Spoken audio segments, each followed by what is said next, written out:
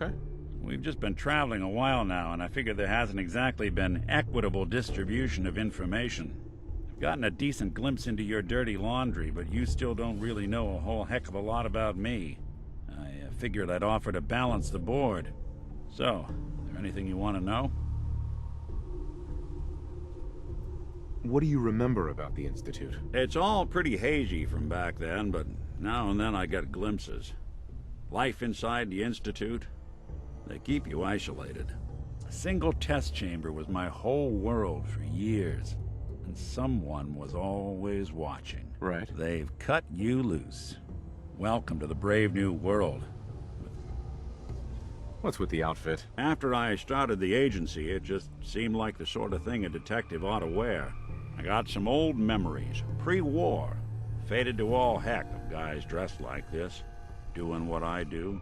Putting on the hat and trench coat, I figured it'd let folks know I was serious about the whole thing. Clothes make the man and all that. Guess I felt they made me the man I wanted to be. So who are you, Nick? That's a question I've been trying to figure out myself for a long damn time.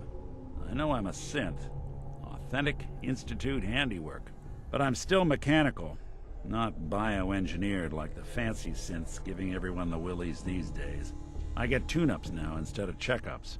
But my memories, my personality, they're all lifted from some cop who volunteered for an experiment back before the war.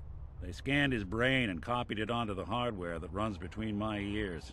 Don't know why they chose to make a robot based on some pre-war cop instead of a math genius or a bioengineer. Hey, maybe that's why the Institute tossed me in the garbage instead of turning me into one of their people snatchers. Wait, the original Nick was from my time? Sure was. Which meant when I finally ended up out here, it was quite the rude awakening.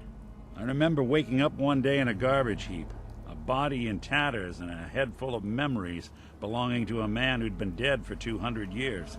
Suffice to say, it was a confusing couple of weeks.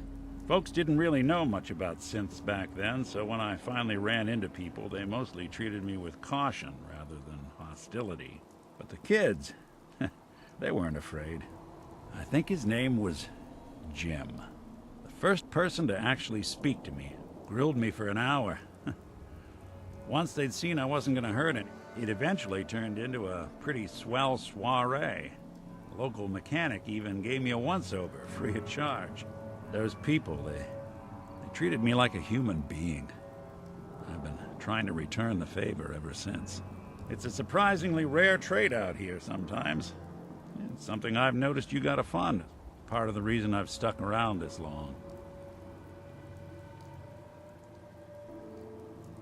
If you're good to people, they'll be good back. That's something I've always believed. Couldn't agree more. Well, I expect you're about as bored as can be listening to me rattle.